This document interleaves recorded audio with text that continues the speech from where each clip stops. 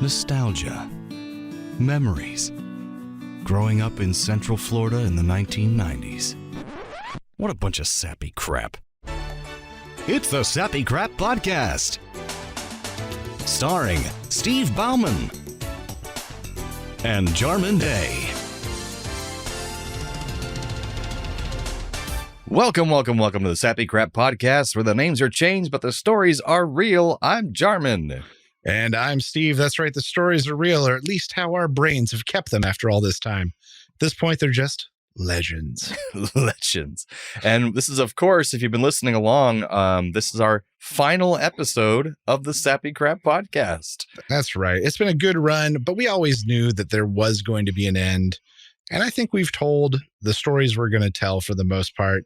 And who knows, if we think of something real good, maybe we'll do a special episode at some point. And that's the thing. We kind of started this show when we were probably around 32 years old, 34-ish, maybe later, I can't tell. So maybe we'll do it again in another 30 years. We'll do another Sappy Crap Podcast. When we're in our early to mid 40s, we'll kick it back. Yeah, what we were sappy about the next 20 years.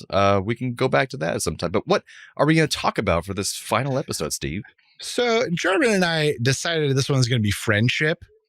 But really, I think it's just sort of going to be a catch-all for anything we haven't really touched on yet. That's fair. So, Jarman, my inaugural question to you is, what is the weirdest place you've made a friend? The weirdest place I've made a friend? Like you met someone somewhere you wouldn't expect, and now you guys still chat. You know?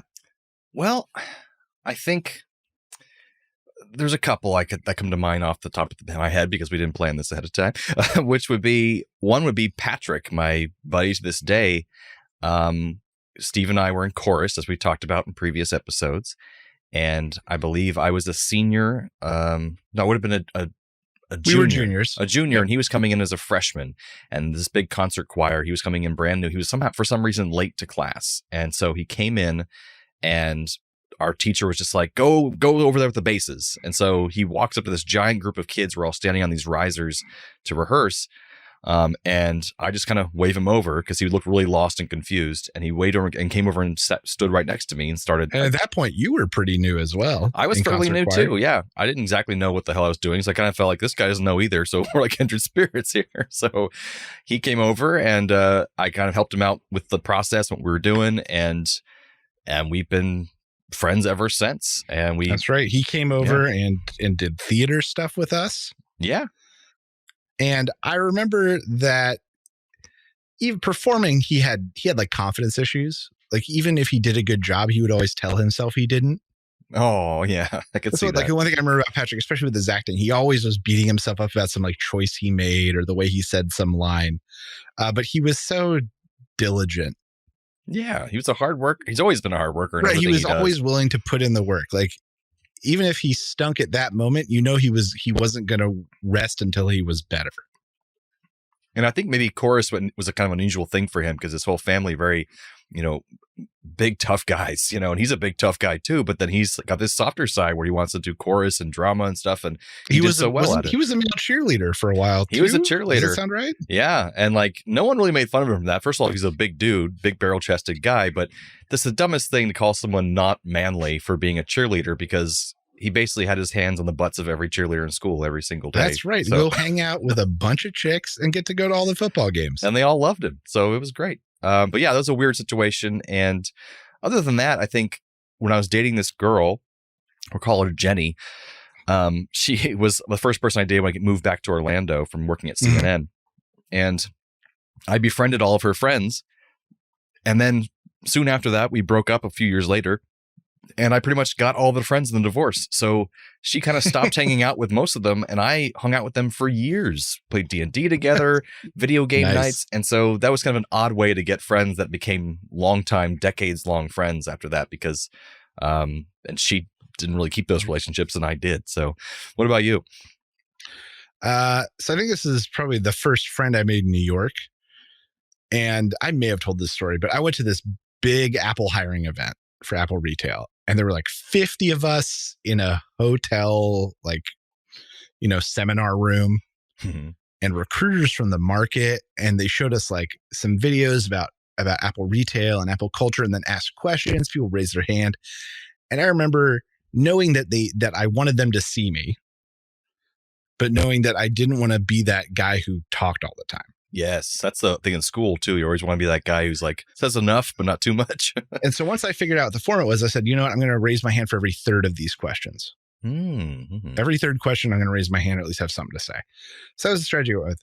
But there was this real asshole who raised his hand for every single question and like waxed poetic, and just, it was the point where I was eye rolling because he always answered.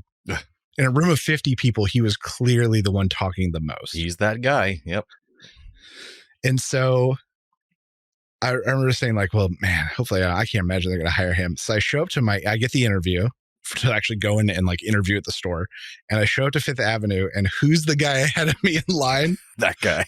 This jackass who wouldn't shut up. So I go, oh my God, I can't believe I'm here with this guy.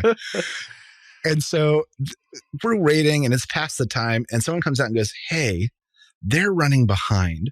Would you two mind interviewing together? Oh my God, with that guy. And so I go, and we both look at each other, and we both clearly don't want to be that applicant who causes trouble. Sure. So we say yes. You kind of have to at that point. Right. So we go in, and we each have like half an interview. He does the same thing where he just talks too much. And I have to keep from eye rolling. And I remember both of us walking out thinking like, there's no way we're getting this job. We both got the job. We were in the same like training group. Because all Apple retail employees, I'm not sure what it is now, but at the time you went through 2 weeks of training before they like let you on the sales floor for sure. real. Yeah. And so him and I were in that same group and ended up working a lot of the same shifts and stuff. And he's Karthi, probably my best friend in New York. And that whole thing for the interview was, I talked to him about it. He's like, I was just putting on a show. My buddy who works here just said, try to answer every single question. Oh, someone told him to do that. And he was so cool after all this. Like after that initial bad impression, he was like one of the coolest, most chill guys. I love Karthi. Nice. Him and I smoked a lot of weed together in New York. A lot of weed together in New York. And even did a few film projects together because he did film stuff, and he's an editor down in LA. Nice. And I wrote stuff and we filmed it. So we did a couple of things. One was The Montaginist, where it's this roommate who gets out of all his responsibilities by slipping into montages. That's pretty nice. So it's like, we have to clean this place before my parents get here. Fine, we're going to do it. And the music starts up, and then we do a montage. He's like, we only cleaned like 4 places. That did nothing. We cleaned that one place over and over again. Yeah. But yeah, Karthi ended up being one of my best buddies, and from a very unlikely place and from a very unlikely start. From a guy you're like, I'm not going to like that guy. Yeah. I remember I had the day off, and Anna's parents were in town in New York, and we were up showing them uptown, and they said they wanted to go by Fifth Avenue to see where I worked. Sure. So I took them. We went down into the basement of Fifth Avenue. And I was like, I wonder, Karthi. So sure enough, I see my buddy Karthi. He's like faced away from the door, fixing iPhone cables, like resetting a table, basically. Mm-hmm. And I walk up and I go, "Excuse me, can I has iPad 4 Touch Nano?" And he was like, "What?" And I said, "I need iPod." And I saw him take his like breath and turn around to face a customer that he clearly knew was going to be a pain. Oh, and yeah. It was me. But I got to watch him take that moment. Yes, sure. Yes, let's talk about the iPad 4 Touch Nano. I miss iPods. And you're mentioning LA reminded me of my other unlikely friendship. It was I went to film school for the first time. I didn't know anybody. Went to Boston University, and I was standing in line at like the orientation for the communications college. And the guy in front of me was talking to another guy, and I just walked up in the line, and they were talking to each other. They didn't know each other either. They had just met. One was like a very like kind of neo-punk kind of looking guy for like 2000s like emo scene kind of music. The other guy was like looked like he belonged to a metal concert. Long hair, long beard. And nothing in common with each other, nothing in common with me, but we started talking and we were best friends all throughout all of film school. Me, AJ, and Don. People call us the three amigos because we were always together. And unfortunately, we kind of went separate ways after college, but it's just a matter of that's where we went to school, not where we were going to go with our lives. But Don went out to LA to work on films. He worked for E! Entertainment Television for years. And then AJ went to North Carolina and moved and got married and has 1 or 2 kids now. So they're doing great, and we chat occasionally, but it was that moment in time, you meet somebody randomly and you're friends for 4 years. So that's how it happens. But I try to remember, I think we probably talked about it in the first episode of the show. I think it's good to take it full circle. How did we first meet? So you and I think I know I told this story. Oh yeah. But just a brief recap. We literally moved down to Florida from Pennsylvania like the week before school started, maybe even a few days before school started. Right. At that point, we were living in Lakeland because the church had given us a parsonage to use so our house wasn't ready yet in Winter Park. That's right. So my dad used the address there to register for me for school there. But because of that, on the first day of school, we had to go to some district office and do a bunch of registration stuff. So I didn't show up at school until like maybe right after lunch. And by that point, you guys had done all the icebreakers. Of course. And like all the fun stuff. And so I ended up filling out like a bunch of worksheets with my name and things I liked because I had missed them through the morning. And this would have been like 1990. This would have been 96. 96.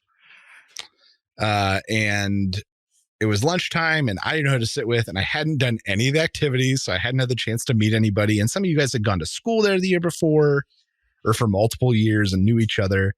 And I remember there's this kid, Jesse. I'll just use his real name. Yeah. This isn't a bad story. Jesse, who said, I should come sit with you guys. Mm-hmm. And I came over and it was Jesse. This is the crew as I remember it. It was Jesse, you, Jordan, Elaine, Big Joe, and then I joined. I think I was like the 6th. And then a few weeks later, Big Eric showed up, or even bigger Eric. Yes, big dudes. Just so many big dudes. Yeah, suddenly me, Big Joe, and Eric were in the same group of friends, and we were all huge for our age. Yeah, for your age especially. Gigantic. Eric was giant. He went on to play college football. He had a Cro-Magnon brow like nobody else, man. Oh my gosh. His brow went over his eyes. Like he was wearing a baseball cap. But he was the sweetest guy. He was so nice. He was just a kind soul, like a big teddy bear. But he was this giant brow that covers, I am Eric. Hello. And I think it was within a few weeks that you invited me over to your house after school one day. And then we just kind of went from there, as I remember it. Yeah. I ended up going to one of your baseball games, I think. And that's where I met your dad the first time. And I think we were definitely our group over the years was always the nerds and the outcasts, but never like the super nerds that were unsociable, because we were sociable people. So, we were always like 6 to 8 of us. I remember trick or treating. There was always a huge gang of us. Yeah. I mean, like there was always the other group in school that was just like the unusual total outcast nerds that made people feel uncomfortable. We weren't those people, but we were definitely the outcast group and we didn't care. Like we were just having fun. I don't know. That kind of classified us. But yeah, so that's my first. Then, the other thing I remember, and I don't know if you remember this, is the Spam Gang. Oh, yes. We had an obsession with Spam for some reason. I don't even know why or how. We barely ate it at all. I think Big Eric brought in a can for lunch one time. And we tried it and we're like, why? But each of us basically had a superhero persona that was modeled after Spam. Yes. So there was like Spam Man, Spam Boy, and Captain Spamit. And very strange. I like the green Spam turn. And I don't even know if we had a knowledge of the Monty Python song of Spam yet at that point, but then we found it later on. No, there's no way we did. Spam. We weren't that brilliant. I even have a snow globe with the little Spam cam in it somewhere in this house right now from that time period. Because I think someone got it for me as a gift because they realized we were talking about Spam all the time. But that same passion moved over to Mountain Dew. We were in a Mountain Dew club for a while as well. Yes. We drank so much Mountain Dew. We drank so much Mountain Dew. That was a dangerous time in our lives, my friend. And there's always the rumor, at least here in the States, that if you drank Mountain Dew, either your penis would shrink, your sperm count would die. It was one or the other. It was like urban legend that the yellow 5 coloring in Mountain Dew would do something bad to your nether regions if you're a man. Which there was some artificial coloring that did do that, but I'm pretty sure it was a red dye and was like immediately banned from all food and drink. I would imagine. But people made fun of us for that. Like, you have a small dick if you keep drinking all the Mountain Dew. I'm like, we don't care. It's fantastic. They're like, yeah, but I'll be happy with a small dick. Glug, glug, glug, glug. And then, that's the perfect time frame of like those big sleepovers. Yeah. That's what everyone wanted to do for a birthday. Is always have video games all night and fall asleep late. And just, and I remember chatting with you, laying on the floor in my bedroom sometimes, or the other way around at your house. I think we'd sleep in your living room sometimes. Well, we had we did have the big couches out there. And then before Christian moved out, I had the room and I had a trundle bed, like a full trundle bed. That's what it was. My bed. And so that was easy to pull out. Yeah, I think that's why I remember. Like, 'cause I don't remember being on your floor, but I was like, okay, yeah. No. Yep. And we just, I don't know why. I feel like we did more sleepovers at my place for whatever reason. But well, you had the game room, which was such a novelty. And we could stay separate from our parents. A separate space. Yeah. And not only was the separate space, it was like multiple doorways. Oh, yeah. So we could be noisy and loud. It was on the opposite end of the house from your parents. And there were at least 3 doors and 2, 3, 4, 5 rooms between us and them. Especially if they were, in their bedroom asleep. Hell yeah. In their bedroom. There are 5 rooms between us and 3 doors. Like, I would love to give that gift to my children in the future, to where they can have a place that's just separate from their parents. And as long as I knew my kids weren't like doing something terrible or illegal or drugs, growing meth or whatever you do. I want them to have privacy to goof off and do whatever they want in the room and teach them how to be safe, but be like, give them the privacy they need, because it was so much fun. Like, I think we had so much fun in that back room through the years. Oh yeah, like all night video game tournaments, and man, like we'd have someone on the computer and people playing video games and like trading off. Yeah, and it was just a time to be silly and have fun without any kind of worry of someone looking over your shoulder or judging. And we had great conversations in there too. And then later on, when we were older, some makeout sessions with the ladies, that was right. Nice too. We dicked around a lot in that room. In more ways than one. But yes. And then with the bathroom there and an exit out the side, I remember junior and senior year, like that became like its own wing of the house. Oh yeah, basically. With private entrance. It's pretty fantastic. That is a legendary place, as the podcast intro said. It's like Shangri-La. So I want to have an existential question here. So far, being the age you are now, what is our friendship meant to you in a kind of a more, looking back from things kind of way, if that makes sense? I don't know. I think that we have 2 things going for us that not all friends do. Mm-hmm. We have background. We've got, now 20 some years of background. History. Not only that, you and I align very closely in a lot of ways, especially from a comedic point of view. Comedic point of view? Like, yeah. Like you and I can get together and it's like no time has passed. We just fall into the old shtick every time. It's like amazing how quick we just fall back into it.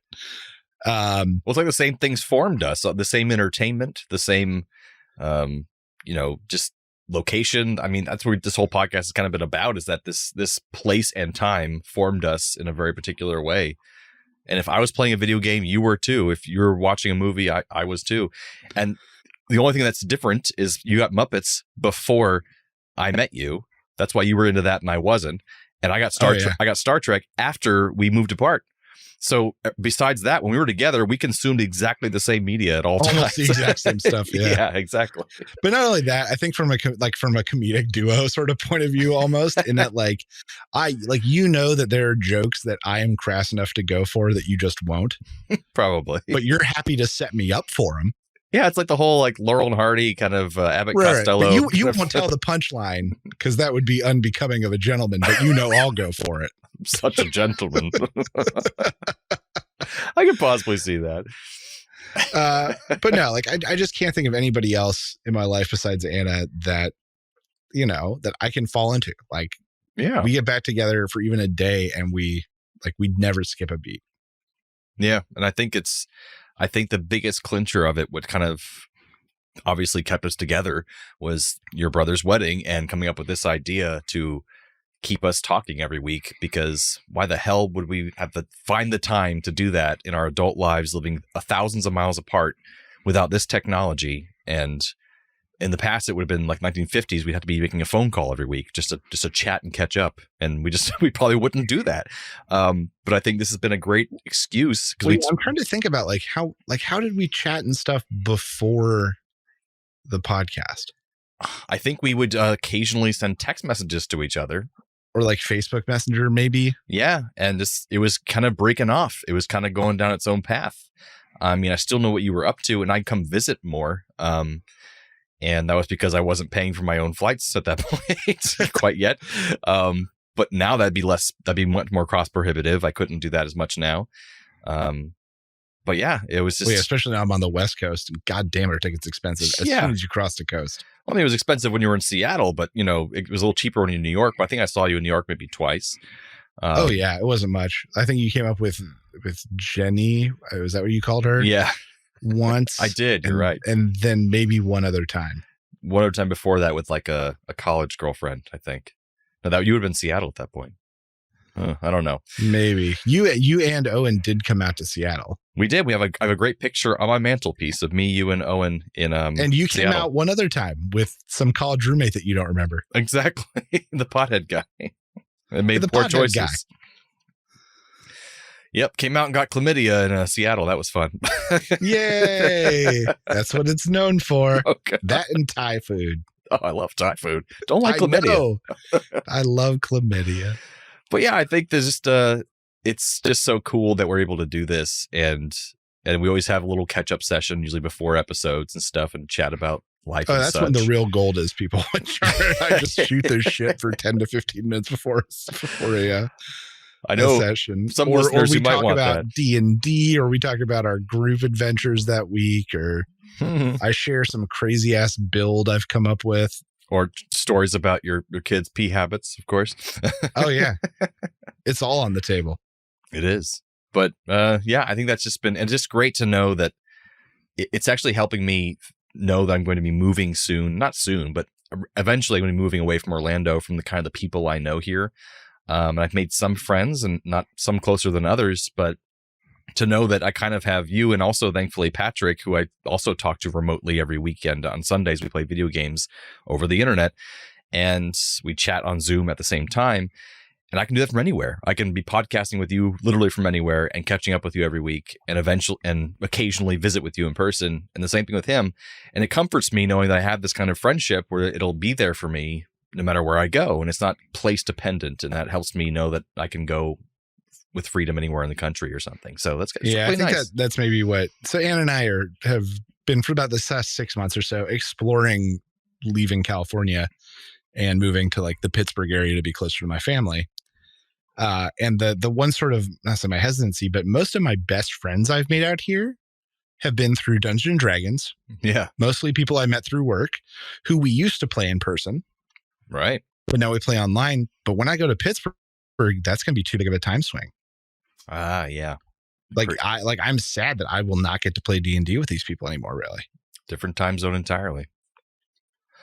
And just later. Like, I can't start a game at 10 and go to 1 on a Tuesday. Well, that's a thing. Like right now, every podcast session, this is Inside Baseball, folks, but we always meet every Thursday and we record, no matter what show we're doing, at 11 p.m. my time, and because I don't have kids, and 8 p.m. his time, because that's when his kids have basically just gone to bed, like literally just gone to bed, it seems like. So if you move that is accurate. If you move to the East Coast, I can probably still do 8 p.m. do a more reasonable time. Yeah, that'll be, my girlfriend will like that because I'll go to bed with her instead of letting her go to sleep and then me recording a podcast. But that'll work for us. But yeah, I get that because it'll be difficult to coordinate that with your old buds. And that's the same thing happened with COVID. I had 2 D&D groups that were meeting regularly, like every week. And that's a big group of friends that I would branch off and do things with them occasionally in person, like go to dinners or see a movie. Mm-hmm. And then when COVID hit, I had to do it online for a while with a couple of those groups. It didn't work out. People got frustrated because we're so used to, for those particular groups being in person, they weren't built online like maybe some of yours have been at this point. And so now we kind of broke off one of those groups. We don't see each other at all. And eventually one of them moved out of the entire state because they were like, we're just tired of Florida, because Florida's pretty terrible in a lot of ways. And so they just moved away. What? And so I have a lot less of those connections that I used to have to this place, because I had a lot of in-person friends that if I moved away, it would be rough. But now those friendships have kind of broken off or they come online. And so I still have Steven and Patrick, so I'm like, I can go anywhere with you guys because you're in my back pocket. That's right. We'll always have Badalgo call and Paris. That's right. And Paris. Emily in Paris. That's a recent thing to mention, right? Any trials and tribulations, what I wrote down in my notes here, any times besides, I think we've talked about that one time we had an issue on the podcast where I was like, oh, don't say anything political, which was pre-Trump. We were so young then. But we've had very few fights in our entire time together as friends, I feel like. Nothing that serious anyway. Nothing that serious. We had a little bit of what's the word I'm looking for? Turbulence in high school. When we were feeling out, like when you would get girlfriends that you get really into.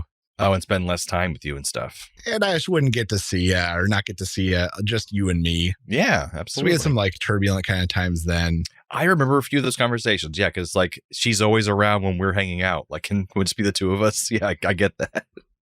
As a more mature man, I don't need to be now. around you two all the time. I just want not her necessarily.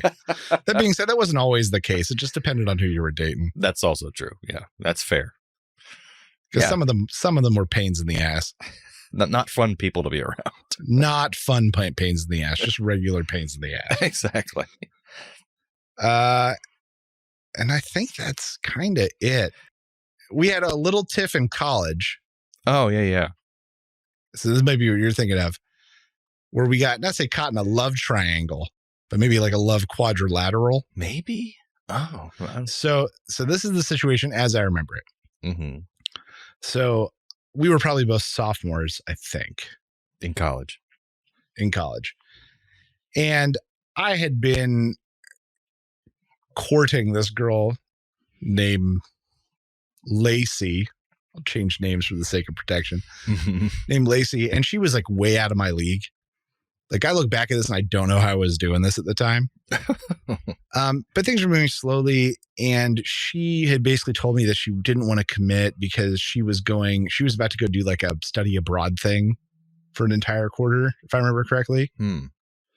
So she was going to leave. And so you came to town and there was this girl that was her friend and her roommate that we'll just call Rachel. Okay. Who her and I had flirted a lot, but never crossed that bridge. And you came to town and you guys have been flirting a lot while you were in town. And it looked like it was going to get amorous. So you and I went over to their place because they were roommates with like 2 other girls. And I remember that I was bummed out because things were not going well with Lacey. Mm-hmm.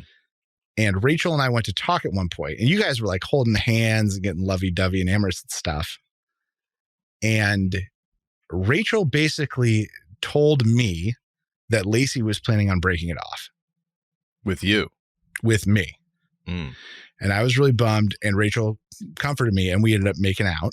Oh, wow. That was a lot of quick things going on here. Her and I had been very flirtatious before that point. Gotcha. Like, this was not just out of nowhere. Right. I was screwing you over. You quickly got with her best friend. Right. So then Lacey says she wants to talk to me. So I go down to her room and we talk for a little bit. And I expect that this is going to be the like, hey, we need to break it off talk that Rachel had literally just told me that she was planning on giving me. And instead she's like, just be patient. Give me a little bit more time. But I am very interested in you. And I was like, oh, crap. So I remember like you and Rachel ended up hooking up. I'm not sure to what degree at that point, because she did come down and Rachel, visit in not Florida. Lacey? You and Rachel. So you made out with her, then I made out with her? Yes. What? I need to figure out who this is after the podcast, because I don't remember who this whole situation is. So then like you left, and like 2 days later my conscience got the better of me, because I was like, I made out with this Rachel who's really good friends with Lacey when I thought that Lacey was breaking it off with me. And it's not like we were dating at that point.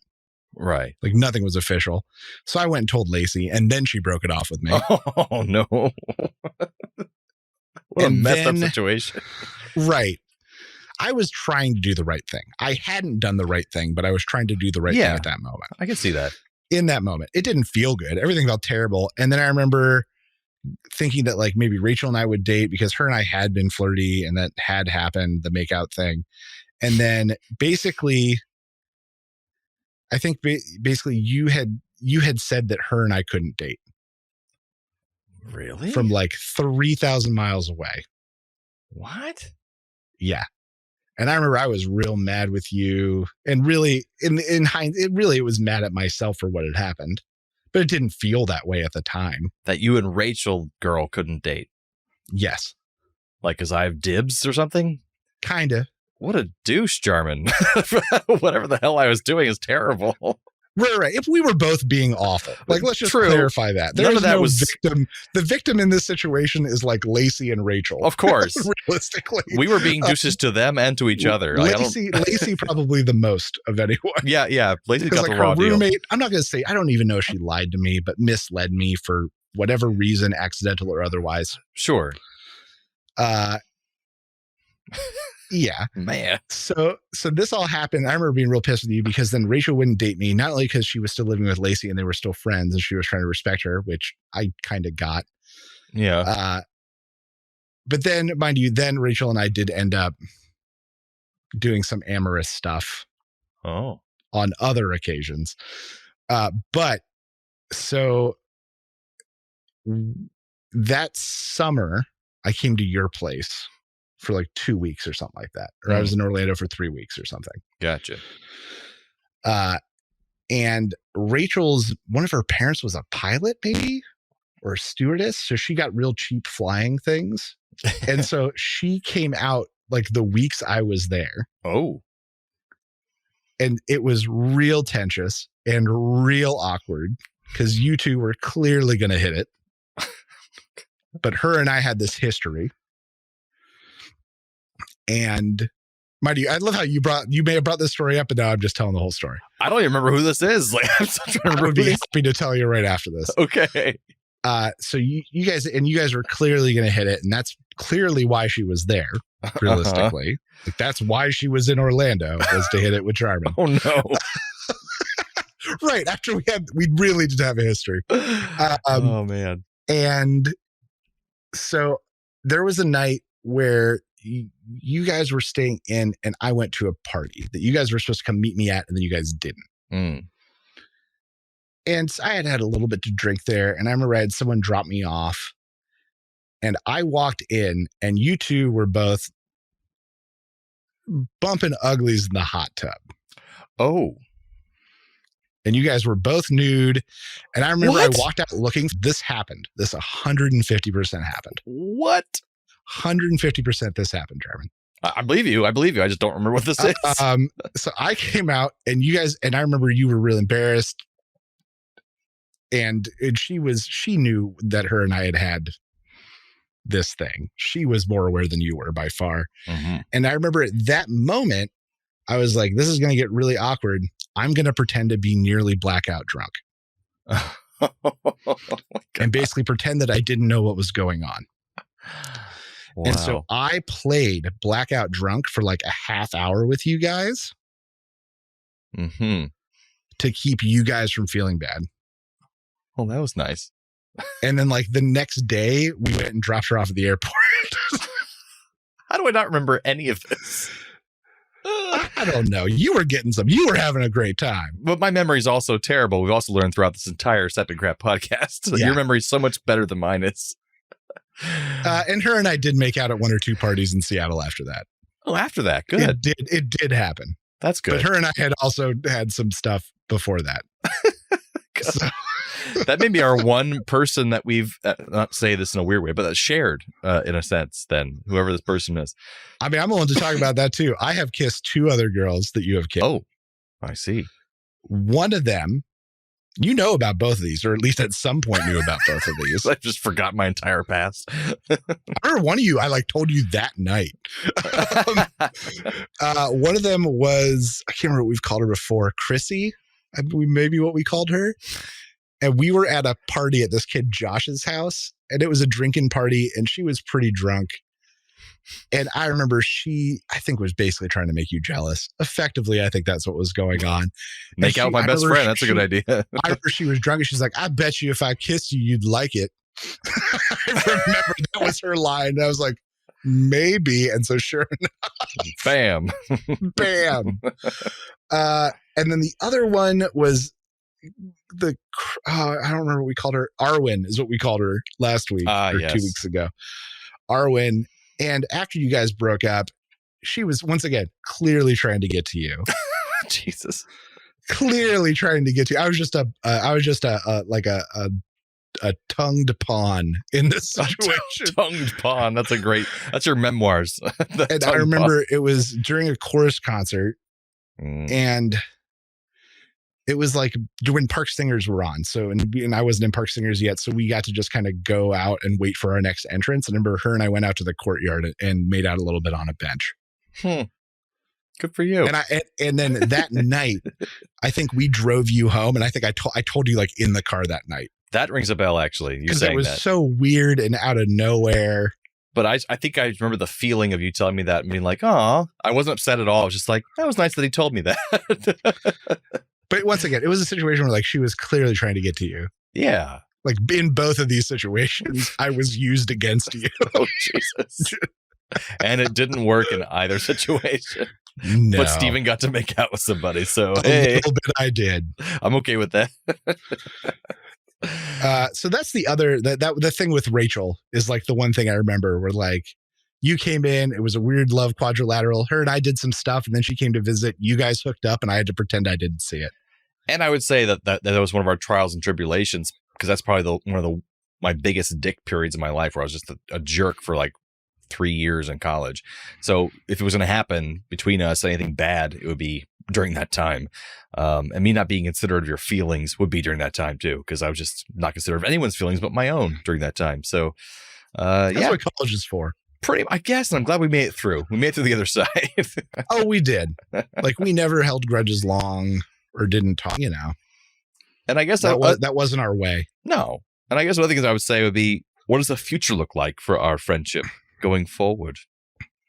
I don't know. We got at least 7 or 8 years of Muppet Trek in front of us. That's true. We're not stopping. So I don't see us losing a reason to keep talking and losing a reason to keep up and have these catch ups. And if you'll be moving to the East Coast with me of the United States, then I'll be able to that's right. Fly cheaper. Pittsburgh has cheap flights. I've seen it compared to where you live now. And I think the podcast is a good analogy, because whenever people ask me about podcasting, I've advised people about podcasting. I'm like, just find a format. Yeah. Find a format that you don't have to think too much about and you'll do it. And that's been sort of the key with Muppet Trek, is like, we know what we're doing every week. We don't have to come up with topics. Mm-hmm. I know what I need to cover. You know what you need to cover. And we know we're going to have a show. Same thing. I was like, well, if we record a podcast every week, we'll talk for 10 or 15 minutes beforehand. We'll joke around during the show and then we'll talk a little bit afterwards. And there you go. You just got to find a format.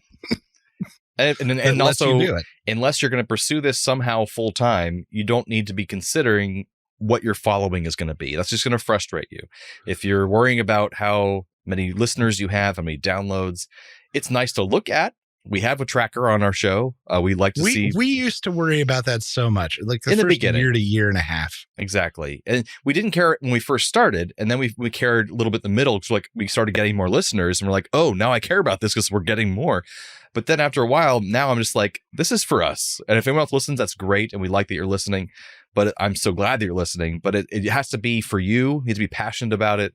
And I'm passionate about it because I get to keep in touch with my best friend. And means a lot to me. And if you guys like listening to what we have to say, that's even better. But we're not doing it Once for again, you. We're huge in Canada and the UK. I'm convinced that we fill some sort of American kitsch that we are unaware of. Actually, it's funny. Our downloads, as of recently, have skewed towards the US. Believe it or not. Yeah. We finally found the audience. Our most vocal people, of course, our loyal fans that we love so much are from the UK and Canada. But the non-vocal ones, the non-vocal majority are now from the US, not from UK or Canada. So we've changed. And I keep waiting for our episode of Cosmic Pizza to come out, but at the same time, I know that Paul has to edit the crap out of that thing. I think I got a message from him recently, or comment actually. He commented on one of our posts, and he said he just finished working on it. I think it must have been a lot of editing because we were on the Cosmic Pizza podcast, folks. Listen to it coming out soon. It was amazing to record. Recorded like 2 to 2.5 hours of content. Poor guy editing that so much on their family-friendly show. I don't know a lot of stuff in there. Or he'll put a disclaimer at the beginning saying very, very terrible things. It'd just be easier to disclaimer at the beginning. Just be like, don't listen to this if you have kids around. There we go. And just don't edit them out. Yeah, make that your one mature episode. Mature. M for mature. But I always say this is that I know that you probably have not always considered me your best friend, as we have ebbed and flowed, but I've always maintained that you're my best friend. Oh yeah. And that's the thing is like, the weird thing is like, I feel like I'm cheating with Patrick a lot because Patrick and I talk every week as well. And I now do consider you both my best friend, and that doesn't have to be like a ranking order. But just the fact that him and I lived together for a while in Atlanta, but just that you and I have a different relationship than me and Patrick have. And it's just something completely different. I'd be so sad if either one of you, if that was gone from my life, because you kind of helped me have this other friendship that I need in different ways. Whenever you get married, I don't expect to be the best man, but if I'm not in the wedding party, I'll kill you. And I'll be making a toast either way. Here's the deal. I was the best man at your wedding and at Patrick's wedding, I believe. So you are both the best man at my wedding. Best men. Yeah. They're both. But he has to be on my shoulders and we have to wear one trench coat. I've already decided this when I get married that I'm not kidding, that you guys are both the best men. You both have to give a speech. It's like you're both doing all the work of the same job. Deal. So it has to happen. I'll take it. You can't get out of it. But that's the thing too about friendship. I have my list here of things to talk about is that I'm excited about your woman and my woman becoming friends because I think they're very much alike in sentimentality, and they're not aura is the wrong thing. I don't believe in that, but kind of the feeling of how they are. And I feel like they'll get along. Their crystals align or whatever. Their vibrations are the same, bro.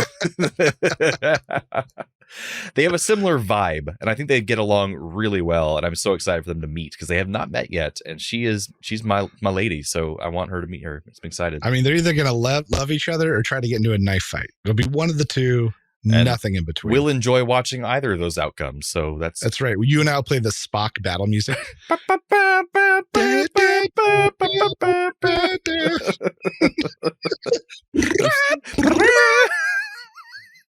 would be fantastic. But don't kill each other. Not in the face either. They're both beautiful, so don't mess it up. You'll be dressed as Spock. I'll be dressed as a Tribble. Just cheering on in the background, eating popcorn. Yeah. All right. Of course, Tribble eating popcorn. Tribble eating everything. And actually, we've been tossing around the idea of possible a bonus episode of the Sappy Crap Podcast with the two of them possibly on the show so they can talk about what they've been through with us podcasting all these years. So that might happen, may not, who knows? But this is the official final episode. I don't want to promise you anything and break your hearts. But, exactly. It may happen. So keep an eye out if that does happen. Don't unsubscribe from the feed just yet, is what I would say. Yeah. Well, as long as you stay subscribed to a Play on Nerds, you're going to get it anyway. That's true. But some people might only be subscribed to this. We don't know. So it could be that way. But anything else you want to cover during this general friendship episode? Nah. I mean, I'm glad that we got to explore it. If anything, this is like a letter to my kids someday. Me too. To listen to and figure out who the hell I was when I was young and impetuous before I was just their mean old dad. Because, in 20 years, we might not remember all this stuff. And so I'm glad we have it down in audio format. I, unfortunately, will remember it. How do you remember all this shit? I don't know, dude. I'm surprised how you don't remember this stuff. So much I just falls out of my. I don't have a steel trap. I have a sieve. It just falls out. If anything, yeah, this show has made me realize that maybe my brain doesn't quite work the ways that everyone else's does. I wouldn't say you don't have an eidetic memory, but you have a close to it. You have a memory that is much firmer than many other people I know. So that's good, man. I'm glad. But no, we'll just we'll keep doing this. And if you guys only listen to Sappy Crap somehow, whoever is out there listening to this show, we will continue on with our podcasting on both Muppet Trek. And if that's not for you, because we cover Muppets and Star Trek, I get it. It's not for everybody. We will be doing occasional episodes, if not more, of the Play on Nerds general show, which we just started off this whole thing with, which will have general nerdy topics in pop culture and probably some general updates from us as well in our lives. Yeah, we're going to do a format shakeup. Make it a little bit more manageable, but I think we both want to get back to our roots. Absolutely. We'll see how it works. We're gonna try it out. So subscribe to the Play on Nerds main feed on your general podcaster of choice and search for Play on Nerds, and we'll be there, filling your ear holes in some fashion. Yeah, all up in there. So that does it for this episode and for the entire Sappy Crap podcast. He doesn't know what to say. Is that the whole sign out? I can't remember. Because you would say, join us next time for something, but there's no join us next time. That's why it feels weird.